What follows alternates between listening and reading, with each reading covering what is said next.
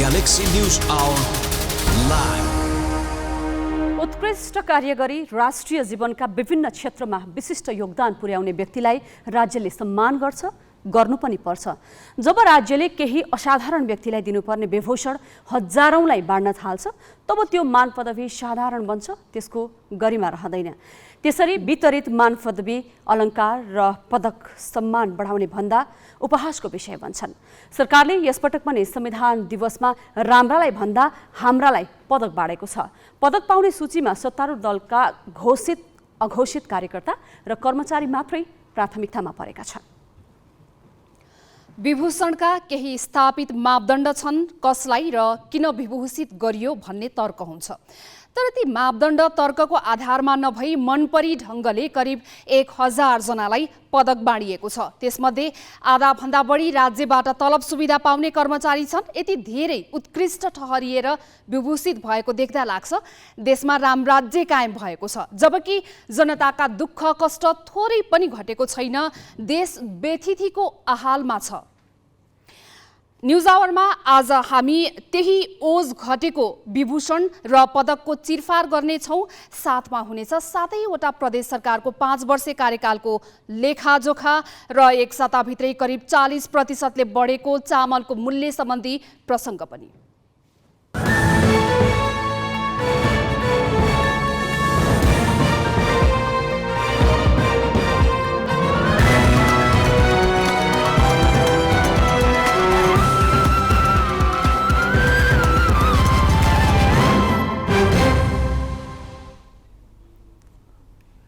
नमस्कार, यो हो गैलेक्सी न्यूज आवर। अब हेडलाइन्स।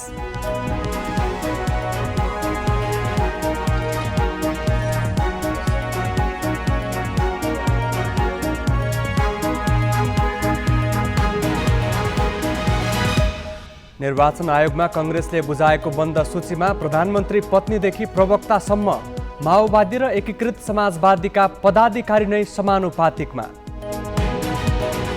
संविधान दिवसको अवसरमा 1000 जनालाई तकमा, आधाभन्दा बढी सरकारी कर्मचारी, दल निकटलाई पनि पदक उपहार। विश्लेषक भन्छन् विभूषण गौरवको विषय रहेन। चाडबाडका मुखमा खाद्यान्नको मूल्यमा कृत्रिम वृद्धि, चामलको भाउ एक सातामै 40% बढ्यो। व्यापारीको मनपरीमा सरकारी संयन्त्र रमिते।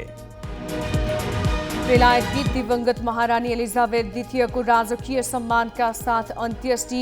200 देशका 500 भन्दा बढी उच्च पदस्थ सहभागी। र घरेलु मैदानमा नेपाललाई हराउँदै बङ्गलादेश साफ महिला फुटबलको च्याम्पियन।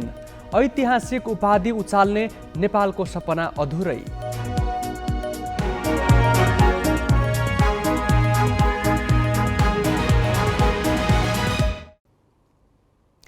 राष्ट्रिय जीवनमा उत्कृष्ट काम गरे बापत विभूषण दिने गरिन्छ।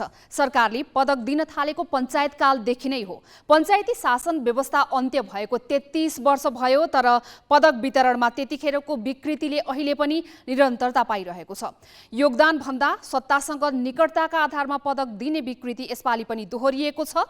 त्यति मात्र होइन, सरकारी सेवा प्रवाह दिन प्रतिदिन कमजोर बनिरहेकामा पदक पाउने मध्ये आधा भन्दा धेरै भने कर्मचारी र सुरक्षाकर्मी हुन्। 8औं संविधान दिवसको अवसर पारेर सरकारले सोमबार पदक पाउनेको सूची सार्वजनिक गर्यो। गृह मन्त्रालयले सार्वजनिक गरेको सूचीमा 998 जनाको नाम छ। सूचीमा भएका कतिपय समाजमा साँच्चै योगदान गरेकाहरू पनि छन्, तर समाजको बृहत्तर हितका लागि काम गरेका भन्दा सत्तासँग निकटहरूको लामो सूचीका कारण योगदान गरेकाहरूले नै लज्जित महसुस गर्नुपर्ने अवस्था छ। भदौ 22 गते 4 लाख रुपियाँ राशिको पुरस्कारका लागि सर्वोत्कृष्ट कर्मचारी भेट्टाउन नसकेको सरकारले सुन र हिरा जडित पदक दिन भने निजामतीतर्फ मात्र 250 भन्दा बढी कर्मचारी छानेको छ। सुकीर्तिमय राष्ट्रदीप पाउने 17 जना मध्ये 4 जना सचिव हुन्। यस्तै सुप्रबल जनसेवाश्री पाउने 165 मध्ये 5 जना सचिव र 51 सहसचिव हुन्। प्रतिनिधि सभामा माओवादीको सिफारिसमा र राष्ट्रिय सभामा एमालेको सिफारिसमा सचिवको नियुक्ति पाएका गोपालनाथ योगी र राजेन्द्र फुयाल राष्ट्रिय जीवनमा कुनै भूमिका निर्वाह नगरे पनि सुप्रबल जनसेवाश्रीका लागि छानिएका छन्। सरकारले पदकका लागि सार्वजनिक गरेको सूचीमा 85 जना उपसचिव, 46 जना अधिकृत र 40 नायब सुब्बा छन्। पदकका लागि घोषणा गरिएका नाममध्ये 53% सरकारी ढुकुटीबाट तलब भत्ता खाने सेना, प्रहरी, शिक्षक र सार्वजनिक संस्थाका कर्मचारी हुन्। पदक पाउनेको सूचीमा सेना 81, प्रहरी 65 र सशस्त्र प्रहरीका 53 जना छन्। जासुस गर्ने जिम्मेवारीको राष्ट्रिय अनुसन्धान विभागका 10 कर्मचारीको नाम विभिन्न शीर्षकका पदकका लागि सार्वजनिक गरिएको छ। पदकमा अर्को विकृति निधन भइसकेका नेताहरू छानिनु हो। सबैभन्दा ठूलो पदक मानिने नेपाल रत्न स्वर्गीय सुशील कोइरालालाई दिने भनिएको छ। काङ्ग्रेस नेतृत्वको सरकारले आफ्ना पूर्व सभापतिलाई पदकका लागि योग्य ठानेको हो। 29 वर्ष अघि दिवंगत भइसकेका एमाले नेता जीवराज आश्रितलाई सत्तारूढ नेकपा एकीकृत समाजवादीको चाहनामा राष्ट्र गौरव दिन लागि छ। प्रसिद्ध प्रबल जनसेवाश्री दिने भनिएका 14 मध्ये 7 जना दिवंगत भइसकेकाहरू हुन्। आफ्नो दैनिक जिम्मेवारीको काम गरे बापत पनि पदक दिइने भएको छ। निर्वाचन आयोगका 4 आयुक्तलाई प्रसिद्ध प्रबल जनसेवाश्री र सचिव गोकर्णमणि दवाडीलाई सुप्रबल जनसेवाश्री दिइने भएको हो। चाहे कर्मचारी हुन् वा शिक्षक, कलाकार र अन्य पेसा व्यवसायी, अधिकांश सरकारको नेतृत्व गर्ने दलका निकटहरू हुन्। पवन पौडेल, ग्यालेक्सी फोके, काठमाडौँ। राष्ट्रिय जीवनमा महत्त्वपूर्ण योगदान पुर्याएका, मुलुकको कीर्ति राख्ने काम गरेका र सेवा प्रवाहमा मानक स्थापित गरेकालाई विभूषित गर्नु सरकारको दायित्व हो। त्यसरी विभूषित गर्दा अरूलाई पनि राम्रो काम गर्न ऊर्जा मिल्छ। मान पदवी वितरणको उद्देश्य पनि त्यही हो। तर हामी कहाँ भने जथाभावी वितरणले मान पदवीको गरिमा वर्षेनी धुलिसात भइरहेको छ। सरकारले सर्वोत्कृष्ट कर्मचारी फेला पार्न नसकेको 8 वर्ष भयो। तर संविधान दिवसका अवसरमा सार्वजनिक गरिएको 12 श्रेणीका मान पदवी, 9 प्रकारका अलङ्कार र 13 प्रकारका पदक पाउनेको सूचीमा कर्मचारीको बाहुल्यता छ। विभूषित हुनेहरूको सूचीमा 526 जना कर्मचारी छन्। विभूषित हुनेको सूची गृह मन्त्रालयले तय गर्छ, तर सूची बनाउँदा मापदण्ड र आधार हेरिँदैन। सरकारमा रहेका दलसँग निकटहरूको नाम जथाभावी रूपमा राख्ने गरिएकैले यसपालि विभूषित हुनेको सूचीमा 998 जना पुगेका हुन्। सूचीमा परेकाहरूले राष्ट्रिय जीवनमा के योगदान गरे, सरकारसँग यसको कुनै जवाब छैन। अघिल्ला वर्ष पनि सत्तासँग निकट हुनेहरूलाई नै यसै गरी विभूषण बाँड्ने गरिएको थियो। पछिल्लो 11 वर्षमा 5544 जनालाई विभूषित गरिएको छ। विभूषित हुनेको नाम बढेको बढै छ, यसले विभूषणकै गरिमा घटाएको छ। समाजमा विशिष्ट योगदान पुर्याएर, सेवा प्रवाहमा अब्बल ठहरिएर तथा कीर्तिमान राखेर भन्दा पनि सत्तारूढ दल र तिनको नेतृत्वलाई रिझाए वापत पदक पाउने गलत संस्कृतिले राष्ट्रिय जीवनमा योगदान गर्नेहरूले पदक थाप्दा शिर निहुर्याउनु पर्ने स्थिति बनेको छ। त्यो चाहिँ के भने राष्ट्रिय सभामा मनोनयन गर्दा पनि, तकमा दिँदा पनि, जेमा पनि त्यो पैसामै चाहिँ विनिमय गर्ने हो नि त, त्यसको बेइज्जत भयो नि। र फेरि यो तकमा भनेको कुरो त कस्तो भनेदेखि हामीले बेलायतको तकमा पनि देखाएको छौँ है।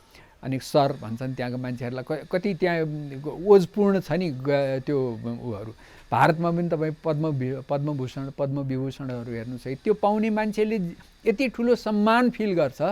अघि जनताले त्यसलाई यत्रो ठुलो सम्मान दिएको हुन्छन्। हाम्रो त 3 करोड पनि जनसङ्ख्या नभएको मुलुकमा 1000 जनालाई 1 वर्षमा पदवी दिने भनेको के चाहिँ 1000 मान्छेले पदवी पाउने काम गरेको भए यो देशको हालत किन यस्तो हुन्थ्यो? लज्जित महसुस गरेर पदक नलिनेहरू पनि छन्। 274 जनाको विभूषण गृह मन्त्रालयमा थन्किएको छ।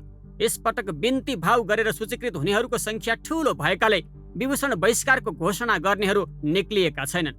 पञ्चायतकालमा दरबारको भक्ति गाउनेहरूले पदक पाउँथे।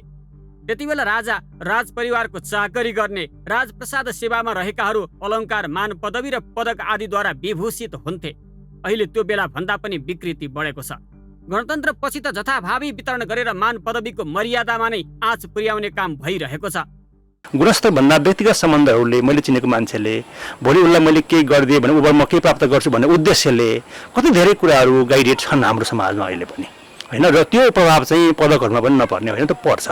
र अहिलेको जापानले आज मात्रै जुन वितरण गर्ने त्यो घोषणा गरियो होइन, त्यसको चाहिँ के देखियो भने अधिकांश चाहिँ अब केही मान्छे असाध्यै असल हुनुहुन्छ, उहाँहरूले पाउनै पर्ने पाउनु भएको छ। धेरै चाहिँ अब मेरो सरकार भएको बेलामा मेरो पार्टीको मान्छेलाई दिइहालौँ, मेरो हातमा भएको बेलामा मेरो मसँग सम्बन्धित मान्छेलाई दिइहालौँ भन्ने त्यो मनसायले पनि गाइडेड देखिन्छ। मान पदवी, अलङ्कार र पदक वितरणमा आर्थिक वर्ष 2075-76 मा 5 करोड 69 लाख, 2076-77 मा 8 करोड 50 लाख र 2077-78 मा त 10 करोड रुपैयाँ खर्च भएको थियो। यसपालि पाउने संख्या धेरै भएकाले 15 करोड रुपैयाँ खर्च हुने अनुमान छ। क्यामेरामा रिके सिंहका साथ अक्षर काका, ग्यालेक्सी 4K, काठमाडौँ। सरकारले वितरण गर्ने विभूषणबारे सर्वत्र आलोचना हुने गरेको छ। वर्षेनी ठूलो संख्यामा दिइने यस्ता विभूषण किन दिइन्छ र विभूषणको गरिमा किन खस्किरहेको होला भनेर ग्यालेक्सी सहकर्मी मिलन बुढाथोकीले विश्लेषक राम गुरुङलाई सोधेका छन्। सहयोग गर्यो, राज्य र जनताको पक्षमा काम गर्यो भन्ने अर्थमा दिने हो है पदक। त्यो हिसाबमा चाहिँ हामीमा के मान्यता थियो, के अभ्यास थियो भने पदक पाउनु भनेको चाहिँ राष्ट्रिय र सामाजिक गर्वको कुरा थियो होइन। तर तपाईँले अहिले भन्नुभएको जस्तो त्यो त अहिले छैन। अथवा मान्छेले जसले पदक पाउनु भएको छ, जसले पदवी पाउनु भएको छ, उहाँहरू त्यसलाई चाहिँ सार्वजनिक गर्नुभन्दा पनि त्यसलाई सकेसम्म कसैले थाहा नपाइदिए हुन्थ्यो जस्तो गर्ने स्थितिमा पुगेको छ। यो किन हुन्छ र यो कसरी हुन्छ भन्दा चाहिँ एउटा कुरा त अहिले हामी सरकारको चरित्रको हिसाबले सरकार जसरी बनेको छ, सरकारमा सहभागी भएका धेरै मान्छेहरूको चित्त बुझाउनु पर्ने विषयको रूपमा, त्यो मुद्दाको रूपमा चाहिँ पदक र पदवीलाई प्रयोग हुँदै आएको हामीले देख्न सक्छौँ, त्यो देखिरहेका छौँ। यसले गर्दाखेरि के भयो त भन्दा राज्यलाई, समाजलाई, जनताको पक्षमा काम गर्ने, राज्यलाई योगदान दिने व्यक्ति भन्दा पनि पार्टी नेता वा अरू त्यही समूहलाई चाहिँ खुसी पार्ने, उसको पक्षमा काम गर्ने मान्छेहरूलाई चाहिँ फेरि समेटेर ल्याउनु पर्ने भएको कारणले गर्दाखेरिमा जति राजनीतिक दल चाहिँ तपाईँको सरकारमा सामेल हुने राजनीतिक दलहरू बढ्दै गएको छ, त्यति पदक पाउने सङ्ख्या हामी यसरी विगतमा हेर्ने नि त्यति पदक पाउने मान्छेहरूको सङ्ख्या पनि बढ्दै गएको देख्छौँ। यो हिसाबमा हेर्ने हो भने हामीले पदक वा पदवी अहिले संविधान दिवसको अवसरमा हामीले जसरी राज्यले सरकारले पदक दिन लाग्छ त्यसलाई चाहिँ हामीले राजनीतिक हतियारको रूपमा बुझ्नुपर्छ। भनेको यो चाहिँ विशुद्ध कुनै मान्छेलाई सम्मान गर्ने भन्दा पनि सरकारले चाहिँ आफ्नो पक्षमा जनमत वा सामाजिक मत र त्यो दृष्टिकोण चाहिँ आफ्नो पक्षमा निर्माण गर्न प्रयोग गरेको कारणले गर्दा पनि त्यहाँ सक्षम मान्छे जाने भन्दा पनि भक्तभाव राख्ने मान्छेहरू गएको छ। भक्तभाव राख्ने मान्छे भनेको विशेष क्षमता नभएको, विशेष योगदान नभएको मान्छेहरू हुने हो। त विशेष योगदान र क्षमता नभइसकेपछि के हुन्छ त भन्दा तपाईँले भने जस्तो अवश्य नै त्यो हामीले जसले पदक पाउनु भएको छ त्यो चाहिँ लुकाउनु पर्ने स्थितिमा, थाहा नपाइदिए हुन्थ्यो भन्ने स्थितिमा पुग्छ। देशको हितमा विशिष्ट योगदान गर्ने व्यक्तिलाई दिइने पदक जब सत्ता वरपर रहनेहरूलाई छर्न थालिन्छ तब त्यसको ओज बिस्कुन जत्तिकै हुन्छ। इमान्दार र असल व्यक्तिलाई यस्ता पदक बिछाउन थालेका छन्।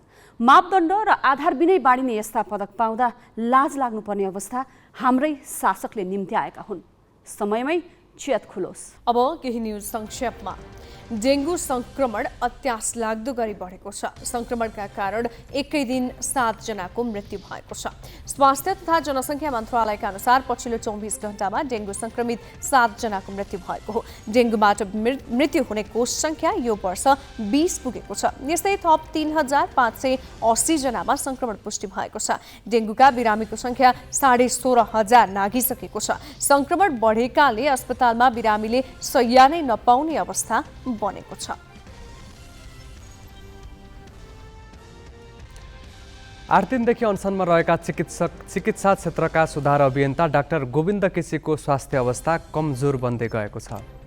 स्वास्थ्यमा जटिलता देखिएपछि सेती प्रादेशिक अस्पतालले केसीलाई थप उपचारको लागि अन्य अस्पतालमा लैजान आग्रह गरेको छ। मांसपेशी सुक्दै गएको र अल्सर भई रक्तस्रावको शङ्का भएको भनी अस्पतालले केसीलाई विशिष्टीकृत अस्पतालमा स्थानान्तरण गर्न आग्रह गरेको हो। 6 बुधे माग राखी धनगढी स्थित कृष्ण मन्दिरको धर्मशालामा अनसन बसेका केसीलाई भदौ 29मा सेती प्रादेशिक अस्पतालमा भर्ना गरिएको थियो। यसैबीच नेपाल चिकित्सक सङ्घले डाक्टर केसीको जीवन रक्षा गर्न माग गरेको छ। सङ्घले विज्ञप्ति जारी गरी डाक्टर केसीको स्वास्थ्य अवस्था दिन प्रतिदिन गम्भीर बन्दै गएकोमा सरकारको ध्यानाकर्षण गराएको छ। सङ्घीय प्रणाली अवलम्बनपछि बनेका 7वटै प्रदेश सरकार पहिलो कार्यकाल सकेर बिदा भएका छन्। नीतिगत व्यवस्थामा केही काम भए पनि जनजीविकाका सवालमा सबै प्रदेश सरकार असफल रहे। हामीले सबै प्रदेश सरकारको लेखाजोखा गरेका छौँ। विस्तृत स्मृति मल्लबाट। देशका 7वटै प्रदेशका लागि 2074 मङ्सिरको निर्वाचनबाट प्रत्यक्षतर्फ 330 र समानुपातिकतर्फ 220 गरी 550 प्रदेशसभा सदस्य चुनिएका थिए। उनीहरूको कार्यकाल सकिएको छ। 5 वर्षको अवधिमा 7वटा प्रदेशमा 23 जना प्रदेश प्रमुख नियुक्त भए। त्यस्तै 14 जना मुख्यमन्त्री बन्न सफल भए भने मन्त्री र राज्यमन्त्रीको सङ्ख्या 174 पुग्यो। त्यसबाहेक सबैले स्वकीय सचिव राखेका छन्। प्रदेशसभाको पहिलो कार्यकालको करिब 4.5 वर्षमा उनीहरू सबैको तलब भत्ता र सुविधामा 6 अर्ब रुपैयाँ खर्च भएको छ। 2074 को प्रदेश तथा प्रतिनिधि सभा चुनावमा राजनीतिक स्थिरताको नारा छरेर मधेस बाहेकका 6 प्रदेश सहित केन्द्रमा बहुमत जुटाउन वाम गठबन्धन सफल भयो। तर राजनीतिक स्थिरता नारामा सीमित देखियो। संसद विघटन गर्ने तत्कालीन प्रधानमन्त्री केपी शर्मा ओलीको असंवैधानिक कदमको शिकार प्रदेश सरकारहरू समेत बने। ओली आफै सत्ताच्युत हुनु पर्यो। मधेस र सुदूरपश्चिम बाहेकका सबै प्रदेशमा मुख्यमन्त्री फेरिए। प्रदेश प्रमुख पनि फेरिरहे। शेरबहादुर देउवाले राखेका प्रदेश प्रमुख ओलीले हटाउने र ओलीले राखेका देउवाले हटाउने क्रम चलिरह्यो। प्रदेश प्रमुख, मुख्यमन्त्री र मन्त्रीहरूको ताती लाग्यो। भागभण्डा पुर्याउन मन्त्रालयहरू टुक्र्याइयो। भ्रष्टाचार, अनियमितता र स्वेच्छाचारिता बढेर गयो। प्रदेश सरकारहरू जनआकाङ्क्षा र विकासका सवालमा चुकेको देखियो। सबैभन्दा पहिला त अब प्रदेश सरकारले सङ्घीयताको कार्यान्वयन गर्ने सन्दर्भमा नीति नियमहरू बनाउनु पर्यो। त्यसमा नै ऊ अलि बढी व्यस्त रह्यो। अर्को दोस्रो कुरा भनेको चाहिँ कस्तो देखिन्छ भन्दाखेरि जनताहरूलाई त्यो सङ्घीयता कार्यान्वयन गर्ने क्रममा ठुला सपनाहरू देखाइयो, अपेक्षाहरू देखाइयो। तर समग्रमा प्रदेशको एकातिर उनीहरूको कार्यक्षेत्रको विवादको विषय नै लामो समयसम्म रह्यो, सङ्घीय सरकार, प्रदेश सरकार, स्थानीय सरकारको सन्दर्भमा। अर्कोतर्फ प्रदेशले चाहिँ प्रत्यक्ष जनतासँग पुगेर गर्ने त्यस्ता उल्लेख्य किसिमका कामहरू केही पनि देखिएन। प्रदेश सरकारहरूको रवैयाकै कारण जनतामा विश्वास टुटेको देखिन्छ। संविधान सभाबाट नयाँ संविधान बनेपछि गणतन्त्र कार्यान्वयनको महत्त्वपूर्ण कार्यभार सहित उभिएका प्रदेश सरकारप्रतिको बुझाइका कारण पनि निराशा छाएको हो। पहिलो कार्यकालमा प्रदेश सभाको नामकरण गर्ने, प्रदेश राजधानी तोक्ने, प्रदेश संरचना खडा गर्ने र कानुनहरू निर्माण गर्ने मुख्य जिम्मेवारी उनीहरू सामु थियो। बनाउनै पर्ने मध्ये करिब 90% कानुन सबै प्रदेश सभाले बनाएका छन् भने प्रदेश एक बाहेक सबै प्रदेशले नाम र राजधानी टुङ्ग्याएका छन्। प्रदेश सभा सदस्यहरू पनि यसैलाई प्रदेश सभाको मुख्य उपलब्धि ठान्छन्। पहिलो कुरा चाहिँ अब प्रदेशको चाहिँ हामीले सङ्घीयतालाई कायम गर्न थियो, सङ्घीयता स्थापित गरियो। सङ्घीयता स्थापित गर्नु नै ठुलो कुरा थियो र त्यस पछाडि हामीले विधायिकाको विधायिका भएको हैसियतले पनि हामीले चाहिँ त्यहाँ चाहिँ अब विभिन्न खालको चाहिँ विधानहरू बनायौँ र ऐन कानुनहरू, विधेयकहरू पास गऱ्यौँ। 62-63 वटा विधेयकहरू पास गरेका छौँ र 3टा विधेयक चाहिँ छलफलमा पनि बाँकी रहेको छ। र त्यस पछाडि हामीले राम्रो काम गरेको चाहिँ जनताको माझमा जानको लागि, विकास निर्माणको कामको लागि भौतिक पूर्वाधारदेखिको लिएर खानेपानी, शिक्षा, स्वास्थ्य, सिँचाइ, विभिन्न योजनाहरू चाहिँ हामीले जनताको माझमा लानलाई हामीले योजना पनि स्थानीय तहमा पुर्याउन सफल भएका छौँ। गणतन्त्र नेपालका आधारशिला हुनु प्रदेश सभा। प्रदेश संरचना निर्माणको उद्देश्य स्रोत साधन र विकासको प्रतिफल जनतालाई समान ढङ्गले वितरण गर्नु हो। तर केन्द्र सरकारले अधिकार हस्तान्तरणमा सानोचित्त गर्दा प्रदेश सरकारहरूले संविधान प्रदत्त अधिकार प्रयोग गर्न सकेनन्। प्रदेश सभाले कतिपय कानुन निर्माणलाई पूर्णता दिन नसक्नुको मुख्य कारण पनि केन्द्र सरकार नै बन्यो। केन्द्र सरकारले प्रदेश र स्थानीय तहका अधिकार यथाशीघ्र प्रत्यायोजन गरी दुवै तहका सरकारलाई विकास पथमा अग्रसर गराउनुपर्छ। अन्यथा प्रदेश सभा र प्रदेश सरकारहरूका लागि खर्च हुने ठूलो रकम उनीहरूकै अलोकप्रियताको आधार बनिरहने निश्चित छ। जिल्ला ब्युरो, ग्यालेक्सी फोके, काठमाडौँ। ऐन कानुन निर्माणका हिसाबले प्रदेश सभाहरूको 5 वर्षीय कार्यकाल उपलब्धिमूलक नै देखिएको छ। तर प्रदेशसभा सदस्य सङ्ख्याका आधारमा मुख्यमन्त्री, मन्त्री लगायत लाभको पद पाउनेहरूको सूची भने उदेक लाग्दो छ। प्रदेशसभा सदस्य मध्ये करिब 40%ले लाभको पद पाएका छन्। प्रदेश 1 मा 93 सांसद थिए। यो प्रदेशले गोविन्द तुम्बाहाङ, सोमनाथ अधिकारी प्यासी र परशुराम खापुङ प्रदेश प्रमुख पायो। त्यस्तै शेरधन राई, भीम आचार्य र राजेन्द्र कुमार राई मुख्यमन्त्री बने। 34 जना प्रदेशसभा सदस्य मन्त्री बनेको यो प्रदेशसभाले 62 वटा ऐन बनाएको छ। 4.5 वर्षमा प्रदेशसभाले तलब भत्ता र सुविधामा मात्रै 98 करोड 22 लाख खर्च गरेको छ। मधेस प्रदेशमा 107 सांसद थिए। यो प्रदेशले सबैभन्दा धेरै 4 जना प्रदेश प्रमुख पायो। रत्नेश्वर लाल कायस्थ, तिलक परिवार, राजेश झा अहिरात र हरिशंकर मिश्र प्रदेश प्रमुख बनेका हुन्। मुख्यमन्त्रीमा लालबाबु राउतले पुरै कार्यकाल बिताएका छन्। 13 जना मन्त्री र राज्य मन्त्री बनेको मध्य प्रदेशले 48 वटा कानुन बनाएको छ। बागमती प्रदेशमा 110 सांसद थिए, जहाँ अनुराधा कोइराला, विष्णु प्रसाद प्रसाई र यादवचन्द्र शर्मा गरी 3 जना प्रदेश प्रमुख बने।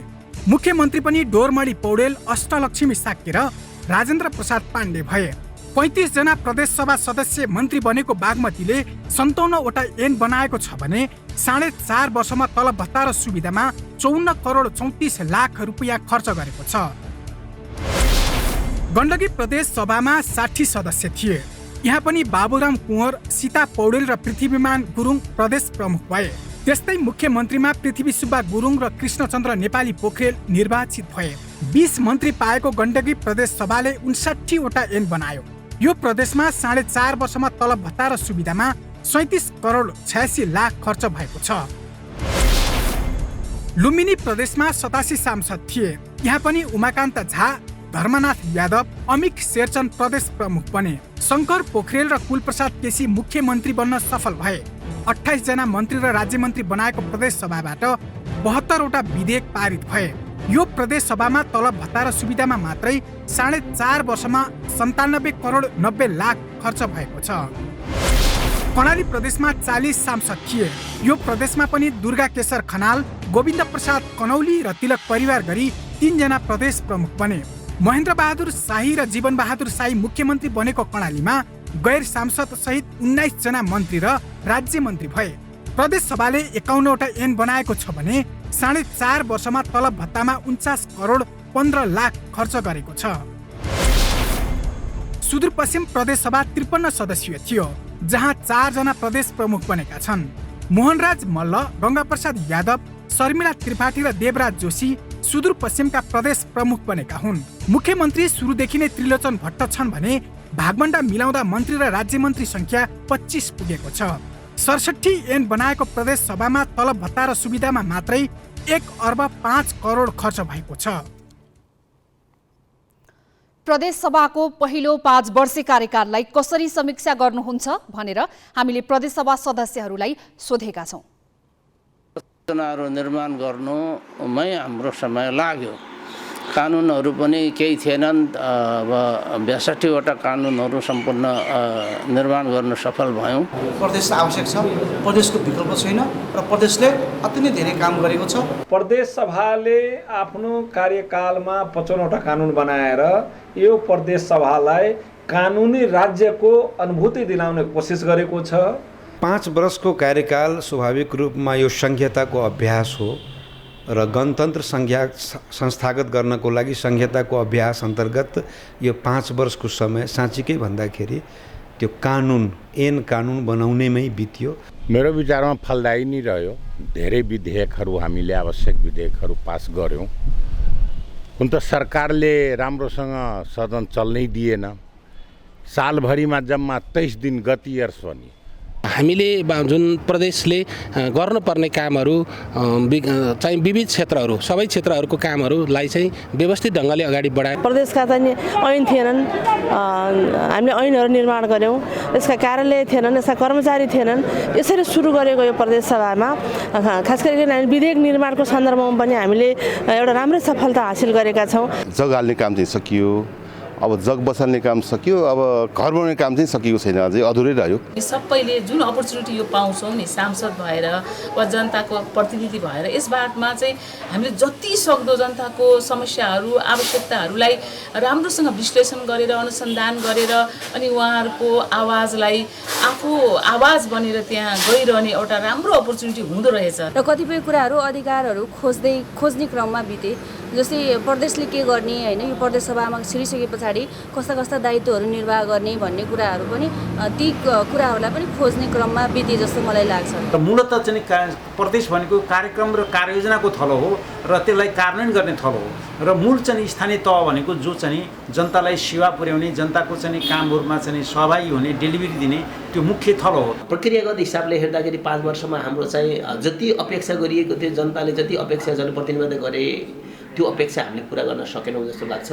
किनभने हामीले कानुनको व्यवस्थामा जति गर्नुपर्छ त्यति गर्न बाँकी नै छ। अहिले महत्त्वपूर्ण कानुनहरू गर्न व्यवस्था गर्न बाँकी नै छ। सामाजिक रूपमा र कानुनी रूपमा उपेक्षित वर्ग हो त्यसको सम्मान हुने खालको संसद र सरकारले काम गर्नुपर्थ्यो, त्यो चाहिँ हुन सकेन।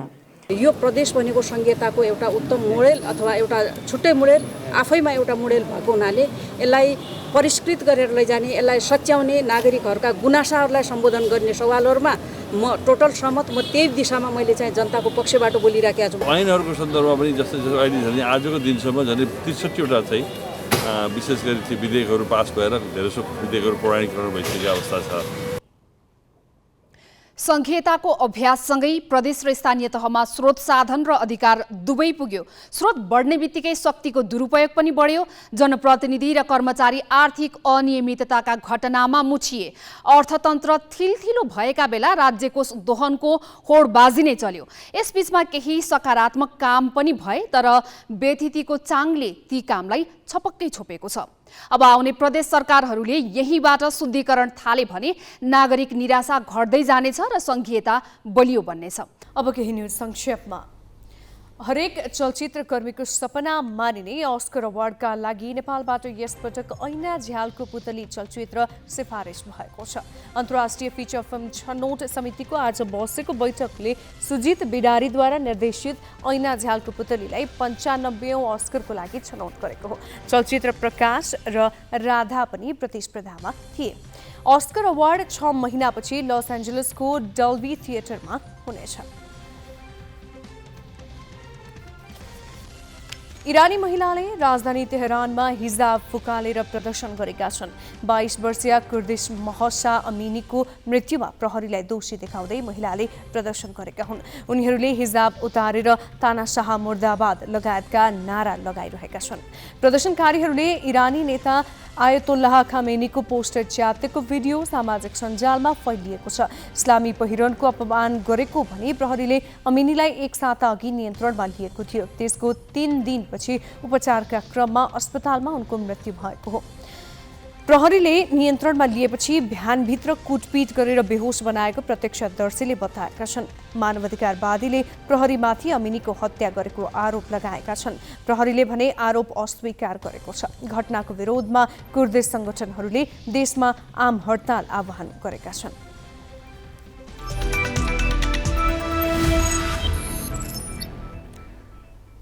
बङ्गलादेश दक्षिण एसियाली महिला फुटबलको नयाँ च्याम्पियन बनेको छ। त्रिपुरेश्वर स्थित दशरथ रङ्गाशालामा आज भएको फाइनल खेलमा नेपाललाई 3-1 गोलले हराउँदै बङ्गलादेश साफको नयाँ च्याम्पियन बनेको हो। बङ्गलादेशलाई जिताउन श्रीमती कृष्णा रानी सरकारले 2 गोल गरिन्। साम सुनहराले 1 गोल थपिन्।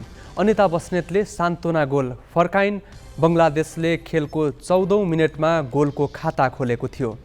मोनिका चकमाको पासमा सामसुनहारले गोल गरेकी हुन्। 42औं मिनेटमा कप्तान सबिना खातुनको चलाखीपूर्ण पासमा अनमार्क रहेकी श्रीमूर्तिले गोल गरेपछि बङ्गलादेशले पहिलो हाफमा 2-0 को अग्रता लियो। 70औं मिनेटमा अमिषा कार्कीको पासमा अनिताले गोल गरी अन्तर घटाइन्। तर 77औं मिनेटमा श्रीमतीले व्यक्तिगत दोस्रो गोल गरिन्। बङ्गलादेशले नेपाललाई पहिलो पटक हराएको हो। नेपालले भने 5औं पटक महिला साफको फाइनलमा पराजित भएको छ। इतिहासकै पहिलो उपाधि जित्ने क्रममा उत्कृष्ट प्रदर्शन गरेकी कप्तान सबिना प्रतियोगिताकै सर्वोत्कृष्ट खेलाडी चुनिन्। प्रतियोगितामा 8 गोल गरेकी उनले सर्वाधिक गोलकर्ताको पुरस्कार पाइन्। बङ्गलादेशकै गोलरक्षक रूपना चकमाले उत्कृष्ट गोलरक्षक घोषित भइन्। प्रतियोगिताको फेयर प्लेको ट्रफी पनि बङ्गलादेशले नै हात पारेको छ। उपाधि जित्न नसकेपछि नेपाली टोलीका प्रशिक्षक कुमार थापाले राजीनामा दिएका छन्। दलहरूले समय घर्किसकेपछि निर्वाचन आयोगमा समानुपातिक उम्मेद्वारको सूची बुझाए। रात परेपछि तात्ने दलहरूको पुरानै रोग हो। ढिलै ताते पनि उनीहरूले बुझाएको सूचीले एकपटक फेरि राजनीति तातेको छ। कांग्रेसले प्रधानमन्त्री पत्नीदेखि प्रवक्तासम्मलाई बन्द सूचीमा राखेको छ। माओवादी र एकीकृत समाजवादीले त पदाधिकारीलाई नै राखेका छन्। विस्तृत साजना तामाङबाट। मङ्सिर 4 गतेका लागि तय निर्वाचन अन्तर्गत राजनैतिक दलहरूले समानुपातिक उम्मेद्वारको बन्द सूची बुझाएका छन्। निर्वाचन आयोगले हिजो र आज 2 दिनको समय दिएकामा राजनैतिक दलहरूले अन्तिम समयमा उम्मेद्वारको बन्द सूची बुझाएका हुन्। नेकपा एमाले, नेपाली कांग्रेस, माओवादी केन्द्र, नेकपा एकीकृत समाजवादीले सूची बुझाइसकेका छन्। एमाले बन्द सूचीमा यसअघि समानुपातिकबाट सांसद भएका र पार्टी पदाधिकारीलाई समावेश गरेको छैन। स्थायी कमिटी सदस्य रघुजी पन्तलाई भने सूचीमा राखिएको छ। पार्टी उपाध्यक्ष रामबहादुर थापाकी पत्नी नयनकला पनि उम्मेद्वारको सूचीमा छिन्। 110 जनाको सूचीमा अधिकांश नयाँ अनुहार छन्। नेपाली कांग्रेसले पार्टी प्रवक्ता प्रकाश शरण महत, प्रधानमन्त्री पत्नी आरजु राणा तथा पूर्व उपसभापतिद्वय विमलेन्द्र निधि र गोपालमान श्रेष्ठलाई समानुपातिक उम्मेद्वार बनाएको छ। राणाको नाम प्रत्यक्षतर्फ 5 ठाउँबाट र महतको नाम 2 ठाउँबाट सिफारिस भएको थियो। यस्तै सहमहामन्त्रीहरू जीवन परियार र फर्मुल्लाह मन्सुर पनि समानुपातिकै सूचीमा छन्। माओवादी केन्द्रले पार्टी उपाध्यक्ष कृष्णबहादुर महरा सहितको नाम समावेश गरेर बन्द सूची बुझाएको छ। उसको सूचीमा बाबुराम भट्टराई नेतृत्वको नेपाल समाजवादी पार्टीका 5 नेतालाई पनि राखिएको छ। भट्टराईले यसअघि नै माओवादी केन्द्रको चुनाव चिन्हबाट प्रतिस्पर्धा गर्ने बताइसकेका छन्। एकीकृत समाजवादीले उपाध्यक्ष प्रमेश हमाल, उपमहासचिव गङ्गालाल तुलाधर, सचिव नागेन्द्र चौधरी सहितको नाम बुझाएको छ। आयोगमा अहिले पनि उम्मेद्वारको बन्द सूची बुझाउने क्रम चलिरहेको छ, जसका कारण बन्द सूची बुझाउने दलको संख्या यकिन भइसकेको छैन। यस विषयमा थप जानकारी दिन संवाददाता अङ्गराज न्यौपाने निर्वाचन आयोगबाट प्रत्यक्ष सम्पर्कमा छन्। अङ्गजी, साजनाजी, अहिले पनि निर्वाचन आयोगमा राजनीतिक दलहरूले आफ्नो दलको तर्फबाट समानुपातिक तर्फ बन्द सूची पेश गर्ने कार्यक्रम जारी रहेको छ। निर्वाचन आयोगले बन्द सूची पेश गर्नका लागि 2 दिन दिए पनि प्रमुख राजनीतिक दल लगायत अधिकांश राजनीतिक दलहरू आज करिब 4:30 बजेपछि मात्र निर्वाचन आयोगमा प्रवेश गरेका थिए र सोही अनुसार अहिले समानुपातिकको बन्द सूची बुझाउने कार्य जारी रहेको छ। अहिलेसम्म कतिवटा दलले बन्द सूची बुझाएर अहिलेको रफ्तारलाई हेर्ने हो भने कति बेरसम्म यो सिद्धिन्छ भन्ने विषयमा म निर्वाचन आयोगका प्रवक्ता शालिग्राम शर्मा पौडेलसँग कुरा गर्न गइरहेको छु। सर, स्वागत छ। हस्, धन्यवाद, नमस्कार। अहिलेसम्म कति राजनीतिक दलले बन्द सूची पेश गरे निर्वाचन आयोगमा? यो रफ्तारमा कति समय लाग्ला अझै? अब यहाँले देखिराख्नु भएको छ, मलाई मुख्य निर्वाचन अधिकृतको कार्यालयबाट प्राप्त सूचना अनुसार प्रतिनिधि सभातर्फ 17, प्रदेश 1 मा 12, मधेस प्रदेशमा 10, बागमतीमा 12, गण्डकीमा 8, लुम्बिनीमा 7, कर्णालीमा 7 र सुदूरपश्चिममा 11 मात्रै दलहरूले बन्द सूची बुझाएको अवस्था छ र हामीसँग निर्वाचन प्रयोजनको लागि दल दर्ता भएको हिसाबले यो अत्यन्तै न्यून हो र यो क्रम अहिले हेर्दाखेरि करिब 2 बजेसम्म यो क्रम जारी रहने देखिन्छ। परिसरभित्र छिरिसकेका दलहरूलाई आयोगले बन्द सूची पेश गर्न दिने नीति अवलम्बन गरेको छ र उहाँहरूले नबुझाएसम्म आयोगले उहाँहरूलाई फेसिलिटेसन गर्छ। अहिलेसम्म निर्वाचन समानुपातिकको बन्द सूची पेश गर्नका लागि कति राजनीतिक दलले शुल्क बुझाइसकेको अवस्था छ? यसबारे थप जानकारी के छ? शुल्क करिब 48 दलले बुझाइसकेको भन्ने छ, तर त्यो 48 दलमा विभिन्न प्रदेश र प्रतिनिधि सभा गरेर हुन्छ। 48 नै प्रतिनिधि सभामा आउने अथवा त्यो कुनै एउटा प्रदेशमा आउने भन्ने हुँदैन र टोटल 48 भए पनि यो 7वटा प्रदेश र प्रतिनिधि सभातर्फ यो बाँडिएर जान्छ। यो हेर्दाखेरि समानुपातिकको बन्द सूची बुझाउने दलको सङ्ख्या चाहिँ एकदमै न्यून हुने हो कि? हो, अब हामीलाई जुन ढङ्गले दल निर्वाचन प्रयोजनका लागि दल दर्ता हुनुभएको थियो र पछि पनि समानुपातिको लागि पनि जुन आवेदन प्राप्त भएको थियो, त्यो हेर्दाखेरि अहिलेको स्थितिमा त्यति दल पुग्ने देखिँदैन। अब अहिलेसम्म मानव प्रतिनिधि सभाकै हिसाब गर्नुभयो भने अहिलेसम्म 17 छ भने बढीमा 35 देखि 40 भन्दा नाग्ने देखिन्न अहिलेको स्थिति हेर्दा। अब यो राति 2-3 बजेतिर थाहा होला सबै। निर्वाचन आयोगमा अहिले पनि राजनीतिक दलहरू आउने क्रम जारी छ। यहाँहरूले 5 बजेसम्म मात्र प्रवेश गरेकाहरूलाई दिन्छौँ भन्ने थियो, यो चाहिँ के हो खास? होइन, यस्तो छ, 5 बजेसम्म आयोगको परिसरभित्र प्रवेश गरेका दलहरूलाई दिने हो। हामीले मतदान गर्दाखेरि पनि जिल्लाहरूमा मतदान केन्द्रमा 5 बजेसम्म प्रवेश गरेकालाई हामीले दिने गरेका छौँ। अब दलहरूलाई हामीले बढीभन्दा बढी फेसिलिटेसन गर्ने नीतिमै छौँ। धन्यवाद। हस्, धन्यवाद, नमस्कार। साजनाजी, पक्कै पनि प्रवक्ताज्यूले भनेअनुसार यो राति 12 बजेसम्म पनि र 12-2 बजेसम्म दलहरूले बन्द सूची बुझाउने कार्यक्रम जारी रहनेछ भने उहाँले बताइरहनु भएको छ भने अहिलेको जुन रफ्तार हेर्दाखेरि कर्मचारीहरूले 2-3 बजेसम्म यो बन्द सूची लिने क्रम जारी रहनेछ। राजनीतिक दलहरू यति बेला विभिन्न कोठामा रहेर अहिले पनि बन्द सूचीमा रहेका लिस्टहरूलाई तलमाथि गर्ने काम भइरहेको छ हामीले देख्न सक्छौँ। यही हामी उभिएकै ठाउँमा पनि विभिन्न राजनीतिक दलका यहाँ प्रतिनिधिहरू हुनुहुन्छ, उहाँहरूले अहिले पनि बन्द सूची बनाउने क्रम जारी रहेको छ भने यहाँ नेकपा एस र नेकपा एमाले आफ्नो बन्द सूची बुझाए पनि अन्य केही ठुला दलहरू भने अझै पनि बन्द सूची हेरफेरकै क्रममा रहेका छन् भने नेपाली कङ्ग्रेस, नेकपा माओवादी लगायतका दलहरूले अहिलेसम्म पनि बन्द सूची पूर्णता दिइसकेका छैनन्। उहाँहरू आफ्नै छलफल हुनुहुन्छ। भलै उहाँहरूका प्रतिनिधिहरू निर्वाचन आयोगमा आइसकेको हुनुहुन्छ, तर उहाँहरूले बन्द सूची चाहिँ अझैसम्म पनि निर्वाचनमा आयोगमा आइसकेको छैन भन्ने हामीले जानकारी प्राप्त गरेका छौँ। तर उहाँहरू निर्वाचन आयोगमा आइसकेको हुनाले बन्द सूची भने पेश हुनेछ, तर अहिले पनि उहाँहरूको अन्तिम बन्द सूची भने तयार भइसकेको अवस्था छैन। हस्, अङ्क जानकारीका लागि यहाँलाई धन्यवाद। संवाददाता अङ्गराज नेउपाने निर्वाचन आयोगबाट। संविधान सभाबाट संविधान जारी भएको 7 वर्ष पुरा भयो। यो बीचमा संविधानमा भएको व्यवस्था अनुसार कानुन निर्माणका साथै तीनै तहको निर्वाचन भयो। स्थानीय तहको निर्वाचन दोस्रो पटक भइसकेको छ। प्रतिनिधि सभा र प्रदेशसभाको निर्वाचन मङ्सिर 4 मा फेरि गरिँदैछ। निर्वाचन गर्दा राजनीतिक दलले आफ्ना नेता कार्यकर्ता व्यवस्थापन गर्न पाएका छन्, तर संविधानको लक्ष्य अनुसार जनताको जीविकामा भने कुनै परिवर्तन आउन सकेको छैन। दलहरूले जनजीविकामा सुधार भन्दा राजनीतिक खिचातानीमै समय खर्च गरिरहेका छन्। नेपालको इतिहासमै पहिलो पटक 2072 असोज 3 गते संविधान सभाबाट संविधान जारी भयो। सोमबार 8औं संविधान दिवस हो।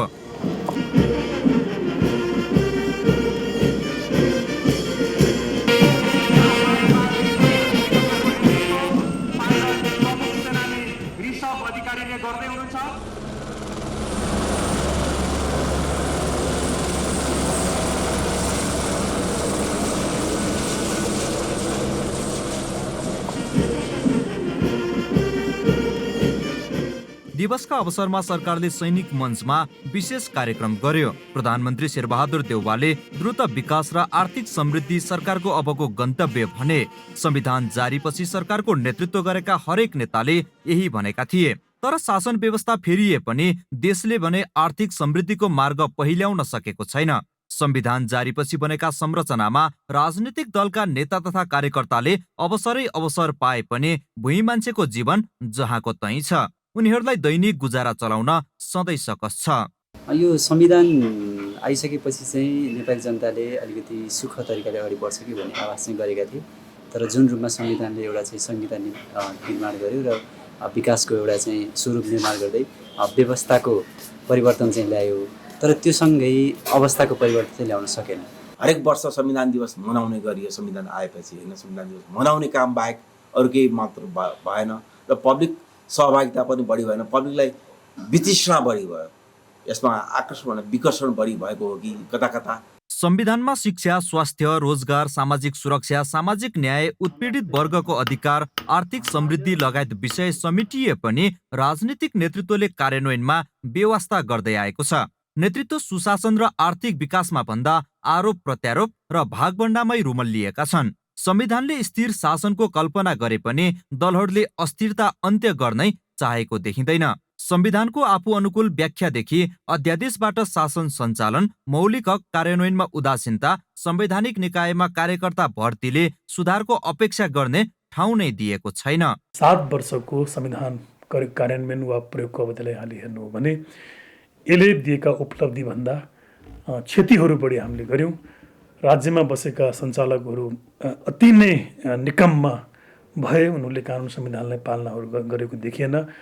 भ्रष्टाचारको तपाईँ कुरै नगर्नुहोस्, व्यक्तित्व कुरै नगर्नुहोस्, त्यो अवस्थामा चाहिँ हामी अहिले पुग्यौँ जस्तो लाग्छ मलाई। पार्टीभित्रको झगडा मिलाउन नसकेर अनाहकमा 2 पटक प्रतिनिधि सभा विघटन गरियो। दलको नेतृत्वले अहिले पनि सत्ता प्राप्ति र सरकारी ढुकुटी दोहनलाई नै आफ्नो लक्ष्य बनाएका छन्। नेतृत्वले सरकारमा रहँदा गरेको भ्रष्टाचार कार्यकर्ताले गाउँ तहसम्म विस्तार गरेका छन्। दलका गलत क्रियाकलापले संविधानपछि शासन व्यवस्था फेरिए पनि मुलुकको मुहार फेरिँदैन भन्ने आम जनमानसमा परेको छ। क्यामेरामा सुशील बास्कोटाका साथ पोखराबाट उत्तम पौडेल र बासु खड्का, ग्यालेक्सी फोके, काठमाडौँ।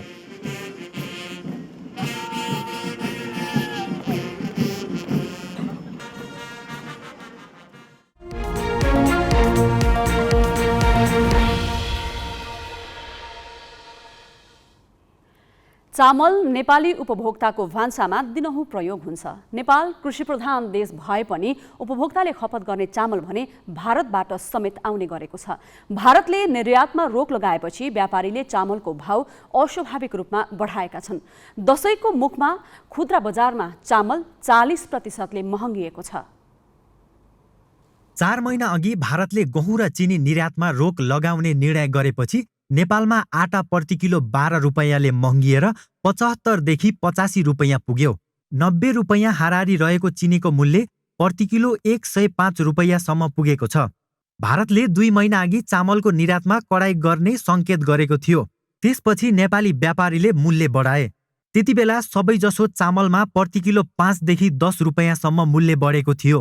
भारतले एक साता अघि प्रधानमन्त्री गरिब कल्याण योजनाका लागि पर्याप्त मौजदात राख्नुपर्ने भनी चामलको निर्यातमा कडाई गर्न 20% निर्यात कर लगायो। त्यसपछि नेपालमा चामलको मूल्य प्रति किलो 10 देखि 25 रुपैयाँसम्म बढेको छ। एक साता अघि 65 रुपैयाँ प्रति किलो रहेको जिरा मसिनो चामलको मूल्य 40%ले बढेर 90 रुपैयाँसम्म पुगेको छ। राम्रो खालको जिरा मसिनो चामलको 90 रुपैयाँ किलोमा बेच्नुपर्छ हैन। अनि अब पहिला चाहिँ तपाईको त्यसको 65 रुपैयाँ पनि थियो पहिला हैन। अहिले आएर चाहिँ अलिकति पैसा चाहिँ बढेको कारण के भन्दाखेरि तपाईको इन्डियाबाट तपाईँ आफैले भनिहाल्नुभयो, इन्डियाबाट चामलको चाहिँ यहाँ निर्यात गर्दाखेरि त्यसको भंसार मूल्य पनि बढाएको छ। उताबाट धानहरू आयात गर्दाखेरि पनि भंसार मूल्य बढाएको छ। आयातकर्ताले चाहिँ कच्चा पदार्थ ल्याउँदाखेरि मूल्य वृद्धि भयो भनेर यहाँ बढाइदिन्छ। त्यो साँच्चै ल्याइपुगेपछि बढाएको हो कि साँच्चै त्यसै त्यहाँ अब इन्डियामा भाउ बढ्यो भनेपछि यहाँ बढाएका हुन् कि त्यो कुराको चाहिँ सोधखोज हुनु चाहिँ जरुरी छ। संसारका 150 भन्दा बढी देश चामलका लागि भारतसँग निर्भर छन्। यस वर्ष भारतमा पर्याप्त वर्षा नभएकाले उत्पादन 70 लाख टन घट्ने अनुमान छ। यही कारण भारतले चामल निर्यातमा कटौती गर्न खोजेको हो। भारतले कर लगाएपछि त्यहाँको चामल नेपालमा भित्रिएको छैन। व्यापारीले भने मौजदातमा रहेको चामलको भाउ आफू खुसी बढाएका हुन्। चामलको मूल्य अचाक्ली बढाइएपछि सरकारी निकायले नियमनमा चासो दिएका छैनन्। न इम्पोर्टर, न होलसेलर, न खुद्रा व्यापारी, कोही पनि उपभोक्ताप्रति जिम्मेवार छैनन्। यी चामलको मूल्य वृद्धि गर्न सबैको मिलीभगत छ र मिलीभगतमा चाहिँ नि चामलको मूल्य चाहिँ नि वृद्धि गरिएको छ। यो तुरुन्तै चाहिँ नि घटाउन पर्छ। नेपाल सरकारले अनुगमन गरेर प्रभावकारी अनुगमन गरेर तुरुन्तै चाहिँ चामलको मूल्य घट्नुपर्छ र खरिद बिल र बिक्री बिलको चाहिँ नि अध्ययन हुनुपर्छ र दोषी देखिएमा तुरुन्तै चाहिँ कारबाही गर्नुपर्छ। नेपालमा वार्षिक 56 लाख टन हाराहारी धान उत्पादन हुन्छ। त्यसले देशभित्रको माग धान्दैन। अर्कोतिर नेपालीहरूलाई मसिनो चामल खाने बानी परेको छ। त्यसकारण चामलको आयात वर्षेनी बढेको छ। गत आर्थिक वर्ष मात्रै 48 अर्ब रुपैयाँको चामल आयात भएको थियो। यसपालि भारतबाट बढेको मूल्यमा आयात नहुँदै भाउ बढाएका व्यापारीले 20% कर तिर्नु परेपछि मूल्य अझै बढ्ने पक्का छ। क्यामेरामा सञ्जय घिमिरेका साथ अमृत केसी, ग्यालेक्सी फोके, काठमाडौँ। बेलायती महारानी एलिजाबेथ द्वितीयको 11 दिनपछि आज अन्त्येष्टि गरिएको छ। विश्वभरका राष्ट्र प्रमुख, उच्च पदस्थ व्यक्ति र राजपरिवार बीच महारानी एलिजाबेथको अन्तिम विदाई गरिएको हो। वेस्टमिन्स्टर हलबाट विन्डसर कासलसम्म भएको शवयात्रा हेर्न हजारौं भेला भए।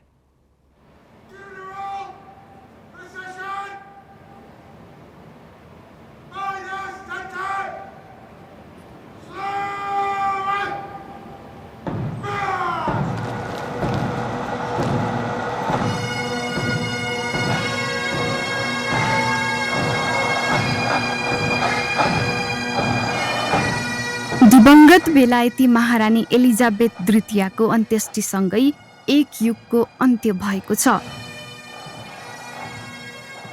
महारानीको निधन भएको 11औं दिनमा राजकीय सम्मानका साथ अन्त्येष्टि गरिएको छ।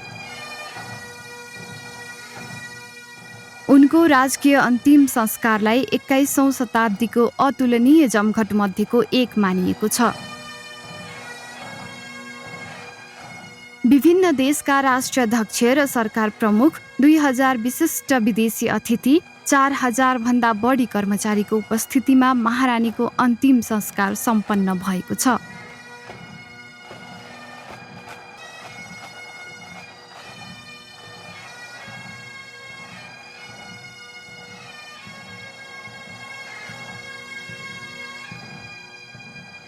महारानीको अन्त्येष्टिलाई विश्वभर अर्बौंले टेलिभिजनको प्रत्यक्ष प्रसारणमा हेरेका छन्।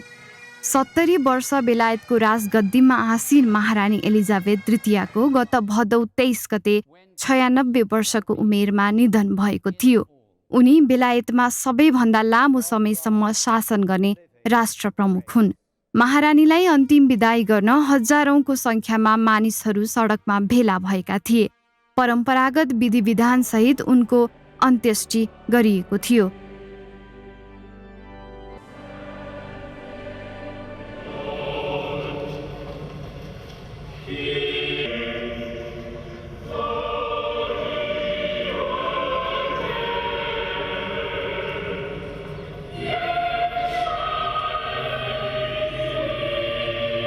अन्तिम संस्कार समारोह भएको वेस्टमिनिस्टर एबी ऐतिहासिक गिर्जाघर हो। त्यहाँ ब्रिटेनका राजा र रानीलाई राजमुकुट पनि पहिराइन्छ। सन् 1953मा यही स्थानमा महारानी एलिजाबेथको राज्यारोहण समारोह आयोजना गरिएको थियो। यही ठाउँमै सन् 1947मा तत्कालीन राजकुमारी एलिजाबेथ र राजकुमार फिलिपको विवाह भएको थियो। महारानीका छोरा राजा चार्ल्स तृतीयले वेस्टमिनिस्टर कक्षदेखि एबीसम्मको शवयात्राको नेतृत्व गरेका थिए। विन्स्टर क्यासलमा रहेको गिर्जाघरमा महारानीको शवपेटिकालाई समाधिस्थ गरिएको थियो। International bureau galaxy 4K। साफ महिला च्याम्पियनसिप अन्तर्गत नेपाल र बङ्गलादेश बीचको फाइनल खेलमा दशरथ रङ्गशाला आज दर्शकले भरियो। 15,500 भन्दा बढी दर्शक रङ्गशाला पुगेका थिए। रङ्गशाला लामो समयपछि दर्शकले भरिएको हो। जाँदा हेरौँ रङ्गशालाको आजको दृश्य।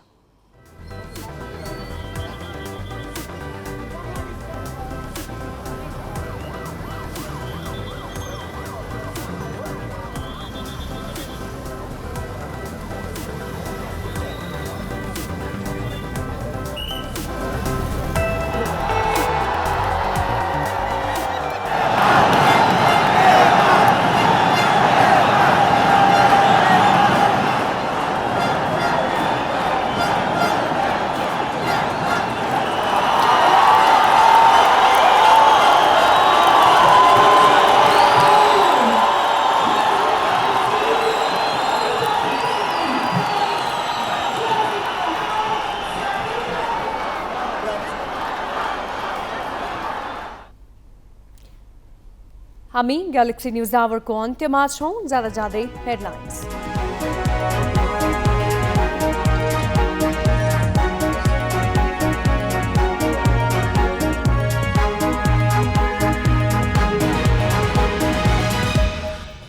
निर्वाचन आयोगमा कांग्रेसले बुझाएको बन्द सूचीमा प्रधानमन्त्री पत्नीदेखि प्रवक्तासम्म माओवादी र एकीकृत समाजवादीका पदाधिकारी नै समानुपातिकमा। संविधान दिवसको अवसरमा 1000 जनालाई तकमा, आधा भन्दा बढी सरकारी कर्मचारी, दल निकटलाई पनि पदक उपहार। विश्लेषक भन्छन् विभूषण गौरवको विषय रहेन। चाडबाडका मुखमा खाद्यान्नको मूल्यमा कृत्रिम वृद्धि। चामलको भाउ एक सातामै 40% बढ्यो।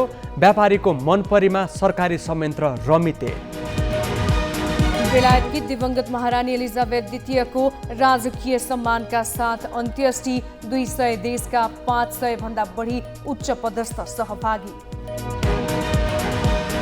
र घरेलु मैदानमा नेपाललाई हराउँदै बङ्गलादेश साफ महिला फुटबलको च्याम्पियन। ऐतिहासिक उपाधि उचाल्ने नेपालको सपना अधुरै।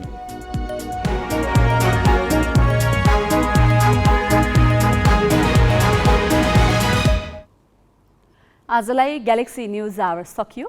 नमस्ते।